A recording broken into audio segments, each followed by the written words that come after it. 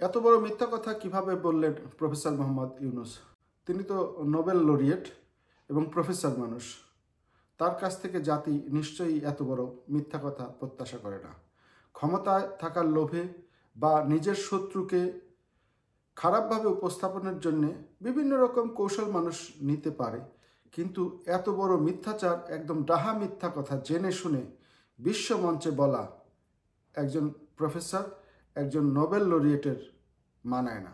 আবু সাইদের মৃত্যু নিয়ে তিনি তার বন্ধু বিল ক্লিন্টনের একটি অনুষ্ঠানে তিনি বলেছেন যে আবু সাইদ খুব কাছ থেকে পুলিশের সামনে বুক চিতিয়ে দাঁড়ায় এবং পুলিশ তাকে গুলি করে এবং সে মাটিতে লুটিয়ে পড়ে। পুলিশ তাকে আবারও মৃত্যু নিশ্চিত করার জন্য গুলি করে এবং সেখানেই আবু সাইদ মারা যায়। আবু সাইদের পোস্টমর্টেম, যেটাতে ডাক্তার আবু সাইদের মৃত্যুর কারণ নির্ণয়ের জন্য পরীক্ষা নিরীক্ষার পরে যেই প্রতিবেদনটা দেয়, সেখানে কি বলেছে আসেন আমরা একটু দেখে আসি।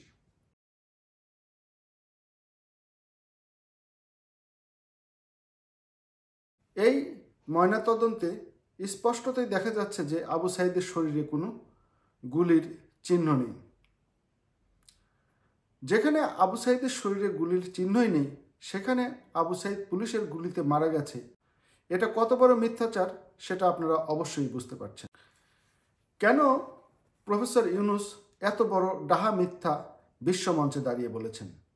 তিনি এটা বলেছেন কারণ তিনি বলেছেন যে এই সমস্ত আন্দোলনটা ছিল প্রি প্ল্যান্ড এবং তার মাস্টার মাইন্ড ছিল বর্তমানে যে তার বিশেষ সহকারী। এই ঘটনার দিন আবু সাইদ যখন বাসা থেকে বের হয়, তখন সে তার ফেসবুকে একটা পোস্ট দিয়ে যাচ্ছিল যে আজকে শহীদ হওয়ার জন্য যাচ্ছি।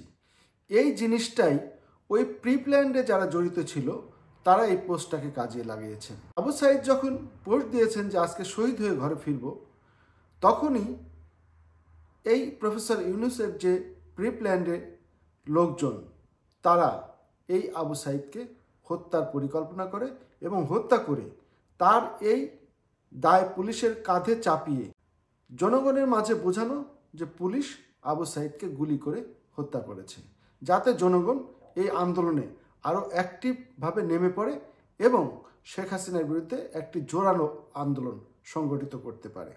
এই পোস্টমর্টেমটি বিশ্লেষণ করলে আরেকটা জিনিস দেখা যাচ্ছে যে আবু সাইদের মৃত্যু কিন্তু স্পটে হয়নি। আবু সাইদের মৃত্যু হয়েছে আবু সাইদকে যখন ওখান থেকে আনা হয় তারও প্রায় 7 ঘন্টা পরে। তো যদি 7 ঘন্টা পরে আবু সাইদের মৃত্যু হয়, তাহলে প্রফেসর ইউনূস সাহেব কেন বললেন যে পুলিশের গুলিতে আবু সাইদের স্পট ডেট হয়েছে?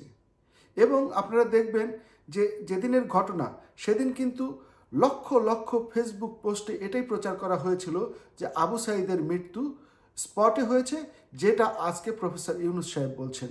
অর্থাৎ দুইটা মিথ্যা একই সূত্রে গাঁথা। আবু সাইদের পোস্টমর্টেমটি আপনারা খেয়াল করলে আরেকটি জিনিস দেখবেন যে আবু সাইদ যখন ওখানে পড়ে যায়, তখন আবু সাইদের শরীরে কোনো রক্ত ছিল না। আবু সাইদ হয়তো কোনো আঘাতে বা অন্য কোনো কারণে সেখানে পড়ে যেতে পারে, কিন্তু পোস্টমর্টেম বলছে যে আবু সাইদের মৃত্যু হয়েছে মাথায় আঘাতের কারণে, অতিরিক্ত রক্তক্ষরণের কারণে তার হেমোরেজ হয়, যার কারণে তার মৃত্যু হয়। তাহলে তার মাথাটা ফাটালো কে? ওখানে তো কেউ তার মাথায় বাড়ি দেয় নাই। ওখানে ইটের আঘাত যদি আবু সাইদের শরীরে লেগে থাকে, তাহলে আপনারা স্পষ্টতই আবু সাইদের বডিটা নিয়ে যাওয়ার সময় আপনারা দেখেছেন তখন কিন্তু কোনো রক্তক্ষরণ হচ্ছিল না। তাহলে কি পরিকল্পিতভাবে আবু সাইদকে হত্যা করা হয়েছে এই প্ল্যান্ড একটা আন্দোলন বাস্তবায়ন এবং সফল করার জন্য? এবং সেটা যদি করা হয়ে থাকে, তাহলে সেই প্ল্যান্ড হত্যাকাণ্ডের দায় কার? মামলা কাদের বিরুদ্ধে হওয়া উচিত? তদন্ত প্রতিবেদন কাদের বিরুদ্ধে আসা উচিত?